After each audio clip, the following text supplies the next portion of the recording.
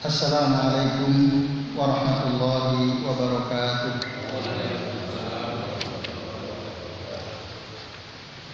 Alhamdulillahirabbil alamin wal aqibatu lil muttaqin wala udwana illa 'alal zalimin. Asyhadu an la ilaha illallah wahdahu la syarika lah wa asyhadu anna Muhammadan abduhu wa rasuluh. Allahumma shalli wa sallim wa barik ala Muhammad wa ala ali Muhammad kama shallaita wa barakta ala Ibrahim wa ala ali Ibrahim fil alamin innaka Hamidum Majid. Rabbi shrah li sadri wa yassir li amri wa hlul 'uqdatam min lisani yafqahu qawli. Bapak-bapak dan ibu-ibu serta hadirin hadirat sekalian, rahimani wa rahimakumullah. Semoga kita semua yang hadir di majelis ini senantiasa dirahmati Allah Subhanahu wa taala. Amin ya Allah rabbal alamin.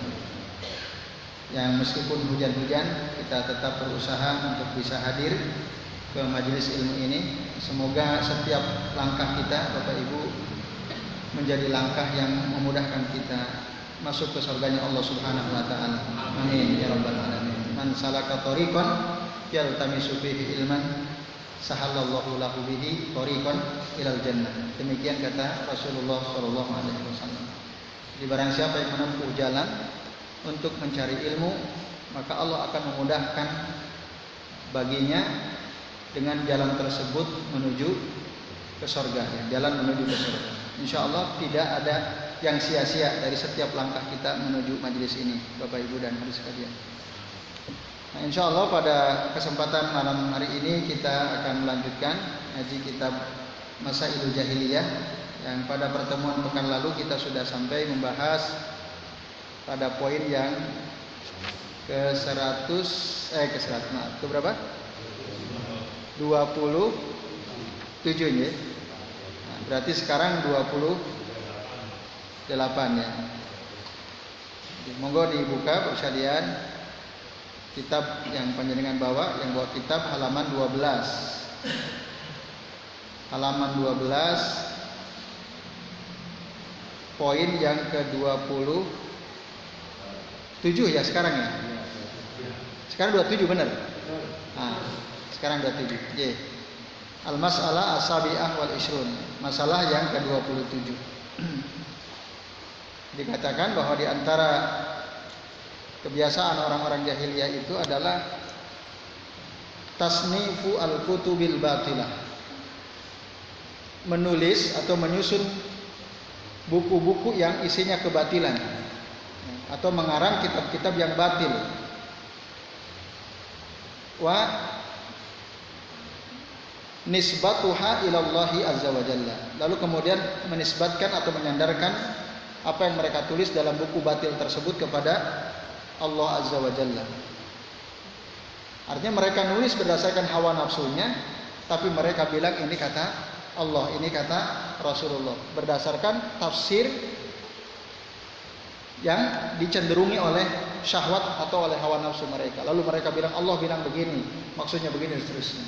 Nah, itu kebiasaan orang-orang jahiliyah, orang Yahudi, orang Nasrani, orang jahiliyah yang hidup di zaman Nabi Shallallahu Alaihi Wasallam. Dalilnya adalah berdasarkan surah Al-Baqarah ayat 79. Bapak Ibu dan hadirin sekalian, Allah Subhanahu Wa Taala berfirman, "Fawailul lilladzina yaktubuna al-kitaba biaydihim, summa yaquluna hadza min indillah." Maka kecelakaanlah bagi orang-orang yang menulis Alkitab, maksudnya di sini menulis buku. Maka kecelakaan besarlah bagi orang-orang yang menulis, yang dimaksud Alkitab di sini buku, yang menulis buku dengan tangan-tangan mereka, summa yaqulun, lalu mereka berkata hadza min indillah, ini dari sisi Allah azza wa jalla. Nah, Bapak Ibu dan hadirin sekalian, begitulah orang-orang jahiliyah dari kalangan Yahudi termasuk Nasrani. Nah, ini adalah bencana yang ditimbulkan oleh mereka karena mereka suka melakukan tahrif. Tahrif itu merubah-rubah yang kita sudah bahas penjelasannya kemarin. Lalu mereka menulis buku padahal isinya adalah kebatilan-kebatilan. Dalam rangka apa? Untuk mempertahankan kedudukan mereka, untuk mengikuti hawa nafsu mereka, untuk mendapatkan keuntungan dari mereka, dari orang-orang itu. Lalu kemudian ya, orang-orang akan terpengaruh dengan tulisan yang mereka buat dalam buku tersebut dan mendapatkan keuntungan. Maka barang siapa orang yang menulis lalu dia katakan ini begini kata Allah, begini kata Rasulullah, padahal bukan begitu maksud Allah dalam Al-Quran dan tidak demikian apa yang dimaksud oleh Rasulullah Sallallahu Alaihi Wasallam. Maka dikatakan Bapak sekalian, wal wajibu alal alimi hina ma yaktubu syai'an minal ilmi ayyatakillaha azza wajalla.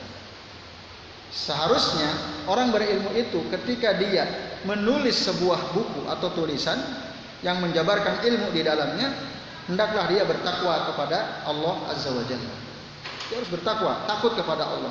Wala yaktubu illa ma yuwafiqul kitab wa sunnah, dan janganlah dia menulis sesuatu kecuali yang sesuai dengan Al-Qur'an dan sunnah.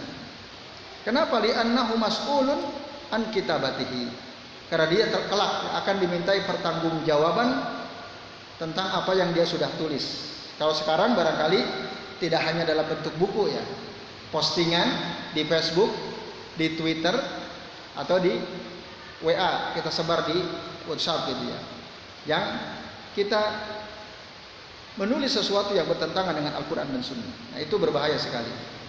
Maka janganlah seseorang, ya seorang alim menulis fatwanya dalam buku yang dia tulis itu kecuali kalau sesuai dengan Al-Quran dan Sunnah. Jangan yang sesuai dengan hawa nafsunya. Ini berbahaya. Apalagi kemudian dia katakan hadza minasyar'i wa hadhihi minasyariah. Ini sesuai dengan syarat. Ini sesuai dengan syariat Islam. Nah ini sangat berbahaya sekalian. Tapi sayangnya banyak ya kitab-kitab pada hari-hari ini yang ditulis oleh orang-orang yang bergelar, yang dianggap sebagai orang berilmu, tetapi fatwa-fatwanya, kalimat-kalimatnya, pandangan-pandangannya menyesatkan. Dhalah wal batilah. Selain menyesatkan juga batil, tapi mereka mengatasnamakan Islam, biismil Islam, wa hadza mislu fi'li al-yahud. Nah, ini seperti perbuatan orang Yahudi, seperti perbuatan orang-orang jahiliyah. Nah, saya bawa kitab. Ini ada kitab judulnya Kutubun Laisat Minal Islam. Kitab-kitab yang sesungguhnya dia bukan bagian daripada ajaran Islam.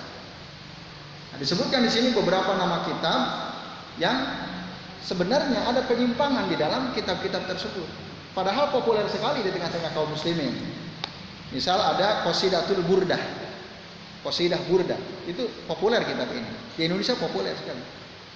Dibaca oleh banyak orang. Kemudian ada Dalailul Khairat. Yang isinya adalah sholawat yang dibuat oleh si penulisnya. Dia seorang sufi thariqah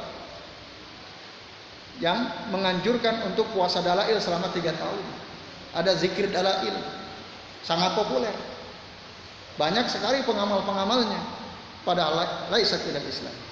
Nah itu hati-hati, karena ketika seseorang nulis lalu orang mengikuti, tersesatkan, dosanya dia banyak sekali. Nah, kemudian ada kitab misalnya, ini sangat terkenal, Al-Hikam, karya Ibnu Athaillah As-Sakandari. Ini sangat populer, bahkan banyak dikutip oleh para penceramah. Padahal di antara isi dari kitab tersebut bertentangan dengan Quran dan Sunnah. Tapi sangat populer kitab tersebut. Dan kitab-kitab filsafat yang lain-lainnya. Lebih besar lagi, ini ada kitab Kutubun Hadzara minhal ulama. Wah, ini lebih ngeri lagi. Ini hanya beberapa kitab. Di sini Kutubun Hadzara minhal ulama artinya kitab-kitab yang para ulama memberikan peringatan, hati-hati terhadap kitab tersebut. Lebih dari 50 kitab tetapi tersebar di tengah-tengah kaum muslimin. Ini butuh pembahasan khusus tentu saja ya, karena banyak sekali. Misalnya ada kitab Fajrul Islam, ada kitab Duhal Islam, yang nulis namanya Muhammad Ahmad Amin, sangat populer. Dianggap orang berilmu di Mesir. Bahkan ada Nasr Hamid Abu Zaid, ini yang belakangan, yang kemudian dia diusir dari Mesir karena pandangan-pandangan dia dalam kitabnya. Salah satu di antara kesesatannya adalah dia mengatakan bahwa Al-Quran itu muntaj as-saqafi. Jadi produk budaya. Al-Quran itu produk budaya masyarakat Arab. Jadi bukan dari Allah. Nah, itu kan ngeri sekali. Sampai dipaksa cerai dengan istrinya, lalu dia diusir pergi ke Amerika. Lalu di Indonesia itu disambut di kampus-kampus itu, terutama kampus-kampus sekuler. Ke Jogja pernah hadir orang ini. Nah, ini bahaya sekali. Dia menulis, tetapi tulisan-tulisannya menyesatkan. Nah, ini Bapak Ibu dan hadirin sekalian, azan ya Allah wa iyyakum ajmain. Jadi kita harus hati-hati. Di Jogja kalau diloloskan, dulu sempat ramai itu ya, yang menulis tentang pandangan-pandangan Syahrur di Jogja, yang orang pacaran lalu melakukan hubungan suami istri selama senang sama senang nggak ada masalah. Seandainya itu diloloskan jadi disertasi, dibukukan, wah itu bahaya sekali. Nah, jadi ada juga orang nulis untuk membela hak-hak ini apa LGBT, ya, lesbian, ya apa LGBT itu, gay, biseksual dan transgender itu ya, itu ada. Lalu mengutip ayat-ayat Al-Quran yang intinya dia melakukan pembelaan terhadap para pelaku LGBT itu. Nah itu Bapak Ibu sekalian berbahaya sekali, meracuni kaum muslimin, dan itu sama mereka itu seperti orang-orang jahiliyah dari kalangan Yahudi. Nah, ini dan itu banyak betul-betul terjadi. Nah oleh karenanya Bapak sekalian, maka penting sekali kita, ya saya usahakan gimana caranya supaya punya kitab ini. Maka saya beli kitab ini susah belinya, fotokopi gitu, supaya kita ngerti, oh ini kitab kita berbahaya. Dikritik oleh para ulama, di sini kesalahannya, di sini kebatilannya, dan seterusnya. Nah ini Bapak Ibu dan hadirin sekalian, tapi tadi sayang banyak sekali. Ya. Oleh karena itu, fahada yunabbahul muslim alladhi yuridu an yaktuba au yu'allifa au yuktiya. Maka ini peringatan bagi seorang muslim yang mau menulis buku, mengarang buku, berfatwa, hendaklah dia terikat oleh batasan-batasan Allah Azza wa Jalla. Wa ayyattaqillaha azza wa jalla. Hendaklah dia bertakwa kepada Allah, wa ayyaktuba lil haqqi wa illam yurdi an-nas. Dan hendaklah dia menulis yang hak, yang benar, meskipun mungkin orang nggak suka, biarin. Karena kalau kita mengikuti keinginan orang, apalagi tulisan pesanan, wah itu ngeri. Jadi katanya ada ya para akademisi yang melacurkan ilmunya. Dia dipesan oleh orang-orang kafir karena dia sudah punya gelar gitu ya, profesor, doktor, pakar di bidang ini dan itu. Lalu diminta tolong tulis sesuai dengan keinginan mereka, nanti akan dibayar sekian ratus juta, bahkan mungkin miliaran. Menulis sesuai keinginan mereka. Nah itu berbahaya sekali. Maka hati-hati. Nah, lebih baik kita menulis yang hak, meskipun mungkin banyak orang tidak suka kepada kita. Karena apa? Seorang penyair berkata, wa ma min katibin illa sayafna. Tidaklah ada seorang pun penulis kecuali dia pasti mati. Seorang penulis siapapun dia pasti akan mati. Wa ma min katibin illa sayafna. Wa yubqi dahru ma katabat yadah. Tetapi tulisan-tulisan yang dia tulis dengan tangannya akan tetap tersisa meskipun orangnya sudah mati. Akan terus dibaca oleh orang. Nah kalau orang yang tidak punya ilmu lalu baca, apalagi orang kafir baca, lalu dipromosikan, dikampanyekan, disebarkan, yang sesat banyak. Wah, ini ngeri sekali. Tulisannya akan tetap ada. Wa yubqi ad-dahru ma katabat yadah. Maka fala taktub bi kaffika ghaira syai'in yasurruka fil qiyamati antara. Janganlah sekali-kali kamu menulis dengan kedua telapak tanganmu kecuali sesuatu yang bisa membuat engkau bahagia kelak nanti pada hari kiamat. Kalau mau nulis, nulislah sesuatu yang bisa membahagiakan kita kelak pada hari kiamat. Nah, ini pesan seorang penyair kepada para penulis. Nah, ini bapak-bapak dan ibu-ibu serta hadirin sekalian. Poin yang masalah yang ke-27. Nah, masalah yang ke-28, al-mas'alah as-saminah wal ishrun, disebutkan annahum la yakbaluna minal haqqi illa alladzi ma'a taifatihim. Itu bukan? Nah, atau kalau dalam kitab ini ya, annahum la yaqiluna minal haqqi illa alladzi ma'a taifatihim. Bapak Ibu, tolong dilingkari yang bawa kitab terutama. Kata-kata la yaqilun itu mengalami perubahan yang benar, la yaqbalun. Bukan layak kilun ya, tapi layak balun. Nah ini. Apa artinya layak bal? Kalau layak kilun artinya nggak paham. Kalau layak bal artinya tidak menerima. Jauh, mananya berbeda. Nah yang benar itu layak balun. Sesungguhnya orang-orang jahiliyah itu mereka tidak pernah mau menerima minal haq, tidak mau menerima kebenaran. Jadi bukan tidak mau mempelajari ya, tidak mau menerima karena aslinya itu layak balun. Mereka tidak mau menerima kebenaran kecuali illallazi ma'a ta'ifatihim, kecuali kalau itu berasal dari kelompok mereka sendiri. Jadi kalau beda kelompok bukan bagian dari kelompoknya, ya rudud, mereka tolak, mereka nggak mau menerima meskipun sesuai dengan Quran Sunnah. Nah, itu orang jahiliyah tuh. Mereka hanya mau menerima jika yang menyampaikan itu adalah kelompoknya sendiri. Kalau dari kelompok orang lain, meskipun benar, mereka tolak, layak balun. Nah, itu kalau ada orang begitu, maka dia seperti orang jahiliyah. Kita harus pahami, sesungguhnya dia itu seperti orang jahiliyah prinsipnya. Nah, ini dalilnya Bapak sekalian, surah Al-Baqarah ayat 91. Allah Ta'ala berfirman, nu'minu bima unzila alaina. Jadi kami hanya beriman kepada apa yang diturunkan kepada kami. Itu kata mereka. Kalau diturunkan kepada selain kelompok kami gak akan mau beriman, gak akan menerima. Walau kana haqqan, meskipun itu sesuatu yang benar. Kenapa? Karena bukan dari kelompoknya. Nah ini, Bapak Ibu dan adik sekalian, azan ya Allah wa iyyakum ajma'in. Nah, maka nanti dalam surah Al-Baqarah lanjutannya wa yakfuruna bima wara'ahu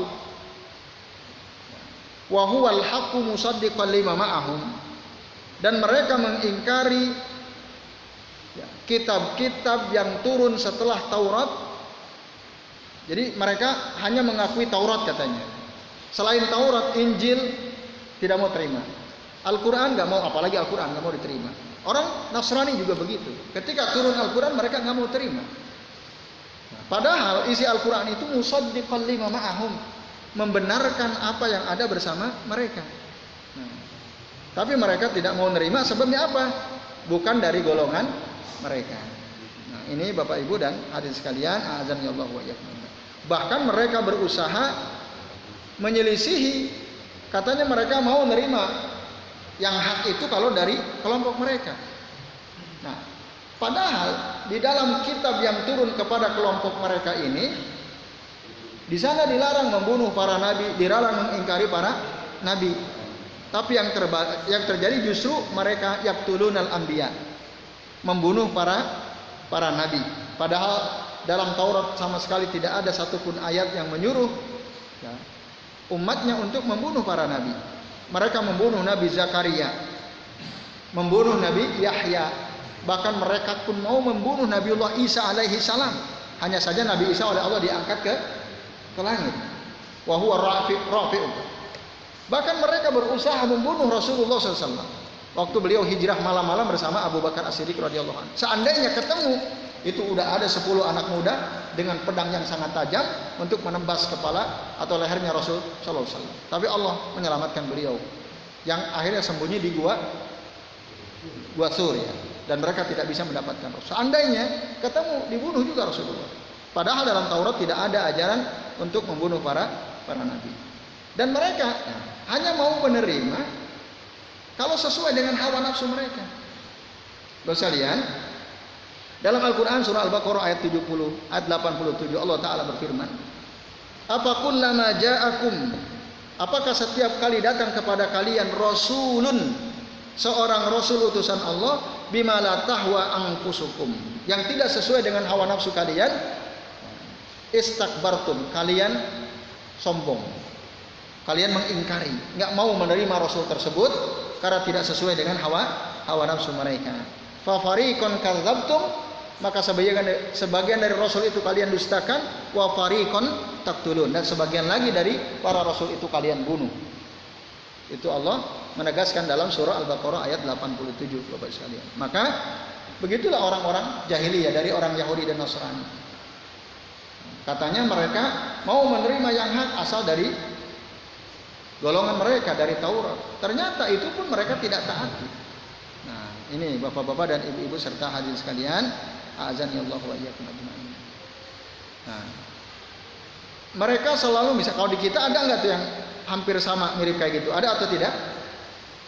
Mereka mau menerima kebenaran kalau dari kelompoknya. Kalau dari kelompok lain nggak mau, ada nggak kayak gitu? Banyak. Kalau bukan dari ustadznya, bukan dari kiainya, nggak mau. Meskipun itu benar yang disampaikan oleh orang lain itu, tidak mau terima. Mereka akan tolak. Nah ini bahaya sekali. Nah, maka dikatakan dalam kitab ini ya, Syekh Shalih bin Fauzan Al-Fauzan, ketika beliau mensyarah masalah yang ke-28 ini, beliau katakan wa hadza yashmalu may yaqul ana la attabi'u illa fulanan minal ulama. Sama saja seperti orang yang mengatakan saya tidak akan mau mengikuti si fulan. Nah, kecuali kalau si fulan itu dari ulama, ya ulamanya mereka maksudnya. Jadi kalau bukan dari golongannya nggak mau terima. Tapi kalau dari golongannya salah pun dibela-bela. Ada ya yang kayak gitu ya. Udah jelas-jelas salah pun dibela-bela, dicari pembenaran oleh mereka. Tapi kalau dari ulama bukan dari golongannya, ya, udah jelas-jelas benarnya, maka dicari titik-titik kelemahannya sehingga mereka tidak akan mau menerima. Nah, ini ada kelompok orang seperti itu di negeri kita, Bapak Ibu dan hadirin sekalian.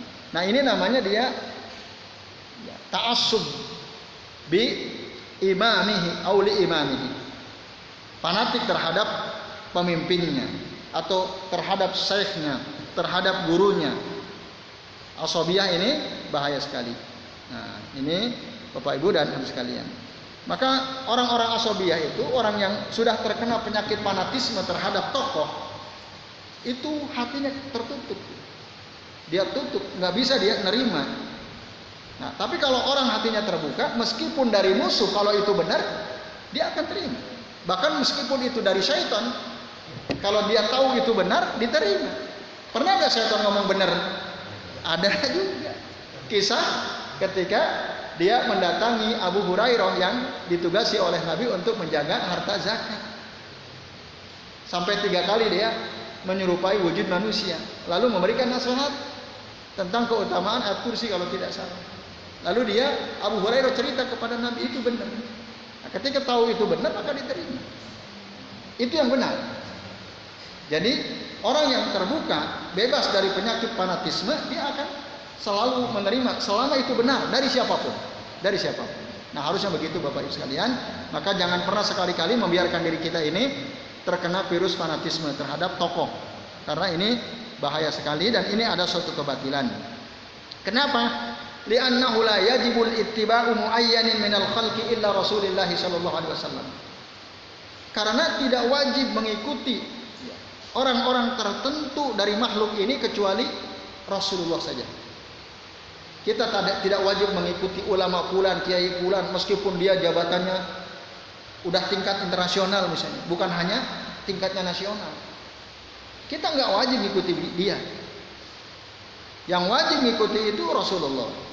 Nah, kita bisa mengikuti seseorang selama apa yang dikatakannya sesuai dengan apa yang dikatakan oleh Rasulullah SAW, sesuai dengan apa yang ada di dalam Al-Quran. Nah ini kaidah penting buat kalian, prinsip.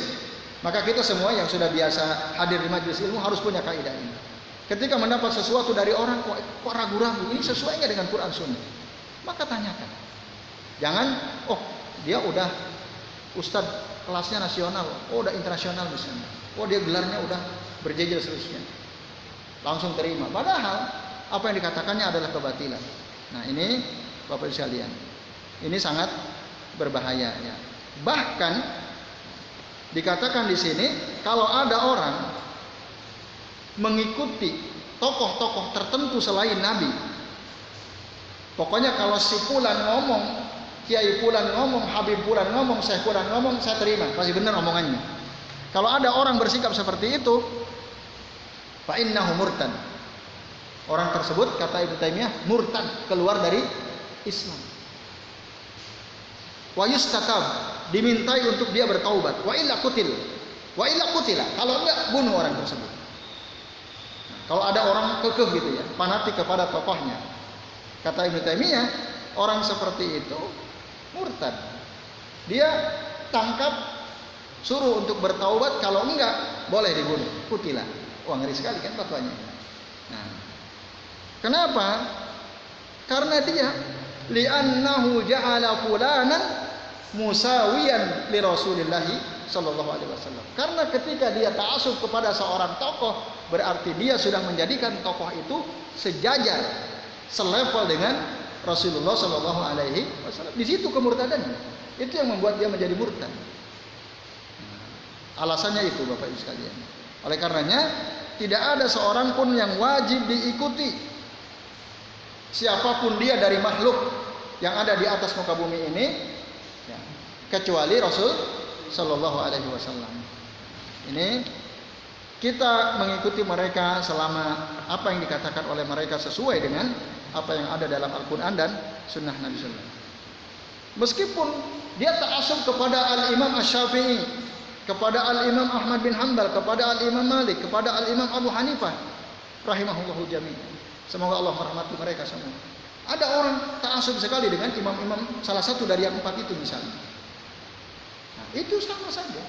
Meskipun mereka sesungguhnya tidak mau orang-orang fanatik kepada mereka. Kita sudah bahas bagaimana akwal, perkataan-perkataan para ulama mazhab. Yang intinya mereka katakan la ta'khudhu min aqwalina illa ma wafaqa kalama Rasulullah sallallahu alaihi wasallam. Jangan kalian ambil perkataan kami kecuali yang sesuai dengan perkataan Rasulullah sallallahu alaihi wasallam. Nah, ini Ibu sekalian. Semua ulama yang benar, yang lurus ngomongnya pasti begitu. Tapi kalau ada ulama bilang, nah, kalian gak usah percaya sama ustadz-ustadz, ulama-ulama yang bukan dari kelompok kita. Ada nggak ustadz ngomong begitu? Ada ya? Yang benar itu hanya kita, jangan kasih yang lain salah semua. Itu ada tokoh bilang begitu itu. Secara terbuka, sambil cengengesan orang itu ngomong, ya Rabb, dia merasa paling benar, yang lain salah, bahaya, jangan kasih ke yang lain. Maka semua khotib Jumat ambil pengajian jangan diisi sama orang, isi sama kita, yang benar cuma kita, yang lain nggak benar. Itu bahaya sekali orang seperti itu. Dhalun mudil, orang itu sesat dan menyesatkan, bahaya sekali. Dia merasa dirinya paling benar, kelompoknya paling benar.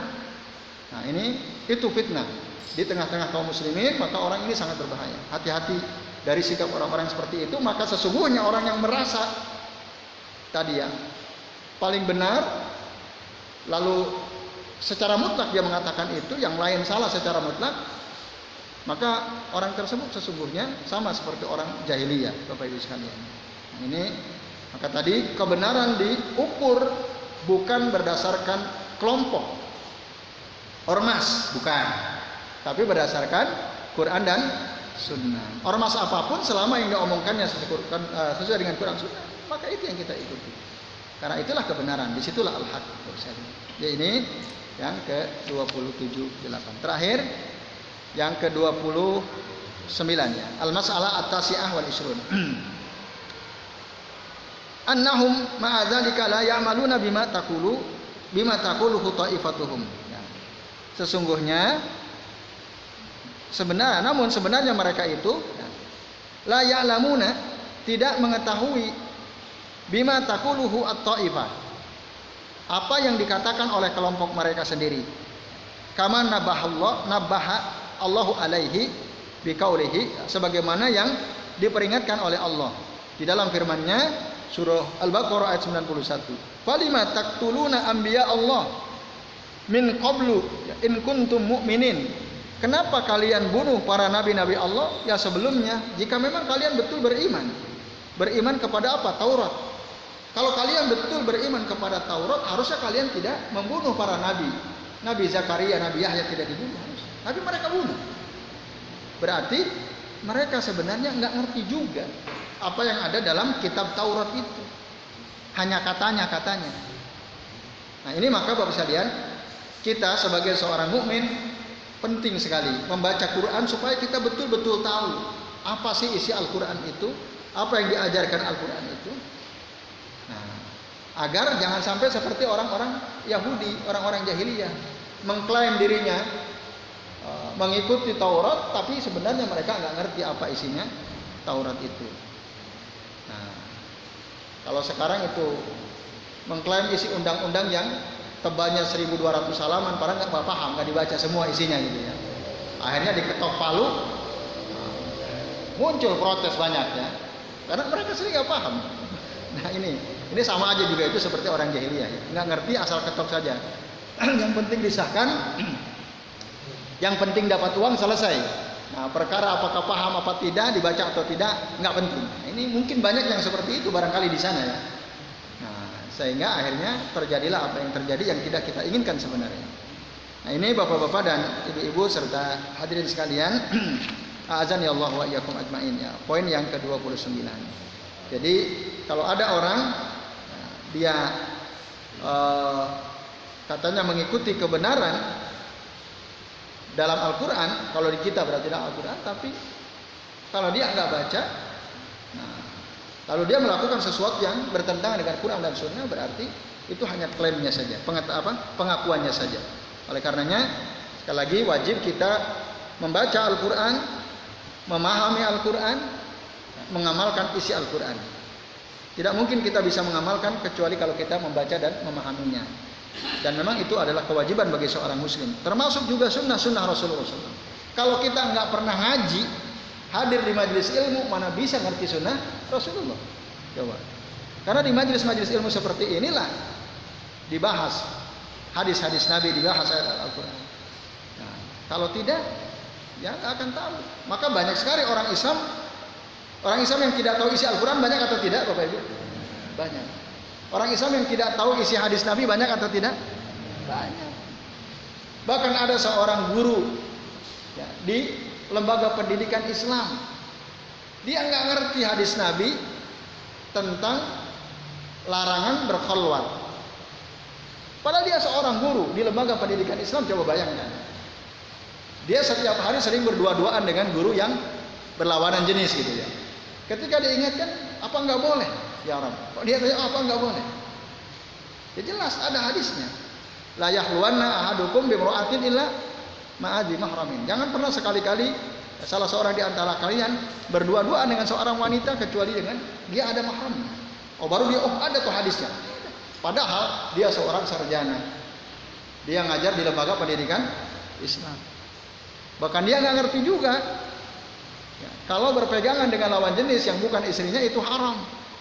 Nah, maka banyak ibu-ibu walaupun bajunya udah bergamis, jilbabnya barangkali juga udah lumayan besar, tapi masih biasa megang suami orang gitu. Pak, sambil dipegang tangannya. Itu saya menyaksikan sendiri itu. Ada kayak begitu.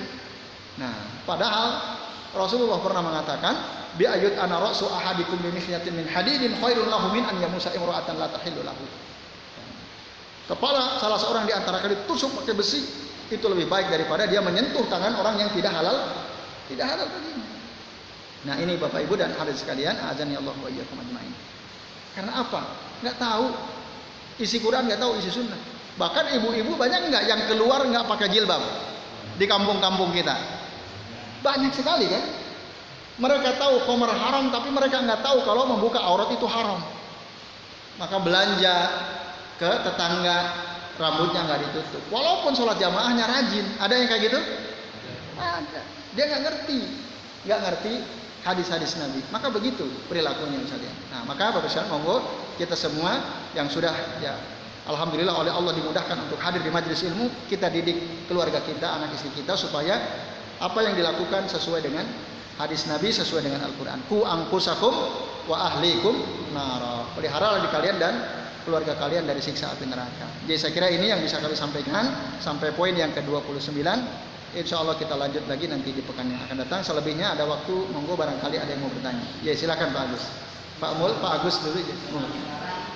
Yang menganjurkan misalnya alhamdulillah baca 11.000 itu perlakuannya sama seperti ulama tadi yang mengarang Ustaz Keleru, ada membaca Al-Fatihah 11.000. oh 11.000 ya.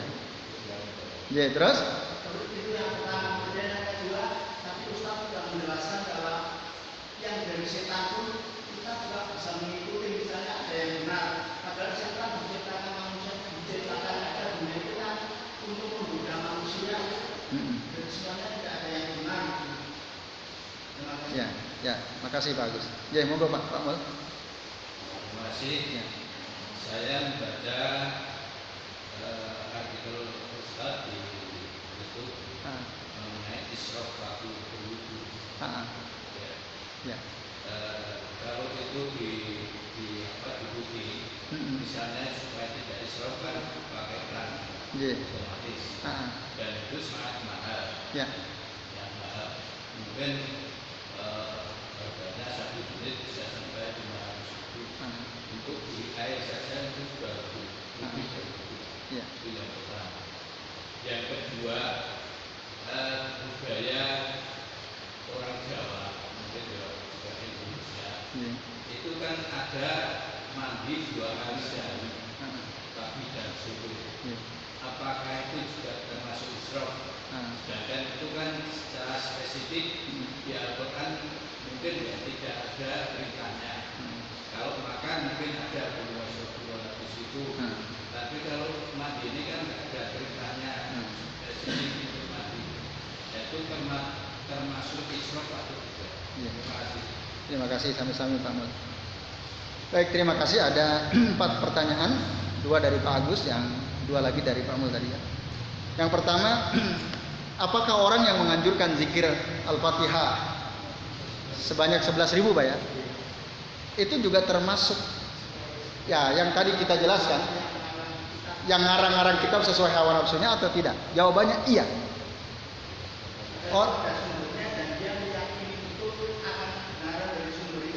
Iya, maksud sumbernya orang kan, orang sumbernya tokoh gitu ya. Iya, iya. Sumber yang hak, yang benar itu adalah yang dari Al-Quran dan Sunnah. Nah, zikir, berdoa itu ibadah apa bukan? Ibadah. Ibadah itu akan diterima oleh Allah, syaratnya ada berapa? 2. Satu apa? Ikhlas karena Allah. Yang kedua apa? Ittiba Rasulullah, mengikuti tuntunan Rasulullah SAW. Apakah pernah Rasulullah memberikan tuntunan, bacalah oleh kamu Al-Fatihah sebanyak 11.000, maka kamu akan begini-begini? Tidak pernah ada. Nah, kita berharap dapat pahala, tetapi yang terjadi justru berdosa karena kita melakukan sesuatu yang tidak pernah diperintahkan oleh Rasulullah. Walaupun yang dibaca baik, tapi nggak ada tuntunannya. Sama seperti orang kalau nggak mau kena corona, baca zikir ya latif, ya latif, ya latif 1000 kali setiap pagi dan petang. Ya latif, zat yang maha lembut, zat yang maha lembut. Itu ismun min asma'illahi azza wa jalla, salah satu nama Allah. Allah memang bilang dalam Al-Quran, walillahil asma'ul husna fad'uhu biha. Allah itu punya nama-nama yang baik, berdoalah dengan nama-nama Allah itu. Maksudnya apa? Kita suruh berdoa memohon kepada Allah dengan menyebut nama Allah dulu, baru kemudian kita minta. Bukan hanya menyebut ya latif, ya latif, ya latif saja. Nah, tapi ini tersebar. Waktu corona sekitar bulan Juni, ini di-share kemana-mana. Nah, walaupun di situ ada kop suratnya, ormas besar itu yang nge-share. Tapi kalau nggak ada dalil, ya kita harus tolak, meskipun dari seorang ulama katakanlah demikian, ataupun dari ormas yang resmi misalnya. Pun demikian, membaca surah Al-Fatihah sebanyak 11.000 kali, itu nggak ada. Maka banyak, nah ini kitab ini dijelaskan. Ada banyak sekali kitab yang tersebar di tengah-tengah kaum muslimin, nganjurkan ini itu, amalan ini dan itu, padahal nggak pernah ada dasarnya. Nah, itu hati-hati. Maka disebut al-kutubun hadzara minhal ulama, kitab-kitab yang para ulama memberikan peringatan. Hati-hati terhadap kitab-kitab tersebut. Yaitu Pak Agus. Yang kedua, dari setan. Ada yang benar, ada, karena ada hadisnya. Yaitu tadi cerita tentang Abu Hurairah yang menjaga zakat ya. Nanti Pak Agus bisa cari itu dalilnya. Apa cerita Abu Hurairah menjaga harta zakat, lalu didatangi oleh syaitan yang menyerupai manusia. Sampai 3 kali Tapi curiga juga Abu Hurairah. Akhirnya ceritalah kepada Rasulullah. Tapi di akhir kedatangan yang ketiga dia menasihati Abu Hurairah tentang keutamaan ayat kursi kalau tidak salah. Lalu Abu Hurairah cerita kepada Rasul, ya itu benar. Tapi itu syaitan. Yang dikatakannya itu benar. Nah, ketika Rasul bilang yang dikatakannya benar, berarti ada kebenaran dari syaitan. Walaupun dia hanya tahu, tapi dia tidak ngamalin. Nah, maka syaitan itu yang fasik ya, fasik. Nah, terus yang ketiga israf dalam wudhu, betul sekali ada. Bahkan Rasulullah itu kalau wudhu dengan menggunakan air berapa banyak? Bi muddin minal ma, hanya 1 mud air saja, 1 mud itu sendiri. Rasul melarang Sa'ad bin Abi Waqqas radhiyallahu anhu, mahadal israf kata Rasul. Ngapain kamu ini wudhu kok seperti ini? Afil wudhu'i israf ya Rasulullah. Apakah dalam wudhu ada berlebih-lebihan dalam menggunakan air? Naam kata Rasul ada. Meskipun in tawadda'ta bi narin atau bi nahrin jarin ma'uhu. Bahkan meskipun engkau berwudu di air sungai yang mengalir airnya, itu nggak boleh israf. Meskipun air melimpah, itu kita tidak boleh berlebih-lebihan di dalam wudu. Nah, lalu gimana solusinya? Dalam tulisan saya itu sebut 3 ya solusinya. Solusi pertama pakai gayung. Itu. Maka Syekh Abdullah bin Fauzan supaya tidak israf waktu wudu pakai keran pakai gayung. Ambil air 1 gayung untuk wudu cukup atau tidak? Cukup. Pernah Bapak Ibu lihat video seorang syekh wudu pakai air segelas? Pernah ya? Habis atau tidak? Tidak habis air segelas. Ada videonya, nanti kalau yang dapat video bisa di-share di grup kita ini ya, di grup Masjid Mujahidin, Masjid Mujahidin. Itu ada. Enggak habis. Nah, maka kita ini sekarang banyak sekali israf wudu. Coba Bapak Ibu wudu. Kira-kira 1 ember kita habis nggak? Habis. Kalau kita taruh ember di bawah keran, itu luber-luber tuh kita kalau wudu. Iya kan? Itu padahal dilarang oleh Nabi SAW. Dilarang. Bahkan wa man zada ala hadza faqad ta'adda wa asa'a wa zalama. Barang siapa yang melebihi dari wuduku ini kata Rasul, maka sungguh dia telah berlebih-lebihan, telah berbuat buruk dan telah berbuat zalim. Nah, itu ngeri sekali. Yaitu jadi pakai gayung Pak. Kalau pakai mesin yang paling baik mesin otomatis, tapi harganya tadi mahal. Anggaran masjid wah banyak sekali. Maka sediakan gayung. Atau pakai keran gini bisa-bisa. Nah, usul saya di tulisan saya itu kan ada yang kedua pakai keran ya. Keran waktu kita mau kumur-kumur matikan. Pas kita gini matikan. Cuci wajah pas kita begini matikan. Ngusap kepala pas kita ngusap matikan. Gitu. Insya Allah bisa atau tidak? Bisa. Cuma lihat kerannya. Ada masjid-masjid yang kerannya tidak nyaman untuk dimati hidupkan. Misalnya yang muter, bulat, itu susah. Maka masjid itu sebaiknya menyediakan keran yang gampang dihidupkan, gampang dimatikan. Seandainya ngambil air diginiin aja udah gampang. Nah, kalau di masjid kita ini misalnya kerannya masih susah, sebaiknya diganti supaya tidak israf tadi. Ya gitu Pak Mul. Jadi bisa dengan anggaran ringan tapi mencegah israf dalam wudu itu bisa. Yang terakhir, mandi 2 kali. Ada enggak dalilnya? Ada. Innallaha yuhibbut tawwabina wa yuhibbul mutatahhirin. Sesungguhnya Allah senang kepada orang-orang yang suka bertaubat. Yuhibbut tawwabin wa yuhibbul mutatahhirin. Dan Allah juga senang kepada orang-orang yang suka bersuci atau bersih-bersih diri. Mandi itu untuk membersihkan diri atau bukan? Ya, termasuk untuk membersihkan. Apa Pak? Oh gitu.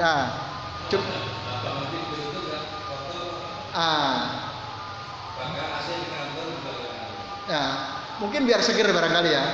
Nah, biar maka diniatkan ketika mandi biar seger supaya nanti saya ibadah semangat gitu ya. Kerja semangat dan seterusnya. Maka diniatkan untuk tatahur ya, bersuci. Jadi insya Allah kebiasaan mandi 2 kali sehari ya, selama tidak israf. Jadi ya, kan ada nggak orang mandinya jebar jebur gitu buang air? Ada ya. Nah, seharusnya juga tidak israf. Gunakan air sehemat mungkin Seandainya Allah keringkan negeri kita ini, bingung nggak kita? Bingung. Sekarang alhamdulillah Allah berikan kemudahan air. Saya tadi lihat di TV di Sumbawa, itu air susah sekali, kering sekali sana. Tapi ya akhirnya mereka betul-betul memanfaatkan air dengan sangat hemat. Nah, kita yang di Jogja ini, alhamdulillah air mudah. Maka nih, syukurilah dengan cara apa? Salah satunya dengan cara menghemat air. Jadi itu pamul Allah Taala alam. Ya Bapak Ibu sekalian, cukup ya sementara. Karena sudah Isya, kita cukupkan sampai di sini. Terima kasih atas perhatiannya. Mari kita akhiri dengan membaca doa kafaratul majlis. Subhanakallahumma wa bihamdika asyhadu an la ilaha illa anta astaghfiruka wa atubu ilaik. Wa sallallahu ala Muhammadin wa ala alihi wa sahbihi wa barik wa sallim. Billahi taufiq wal hidayah. Wassalamualaikum warahmatullahi wabarakatuh.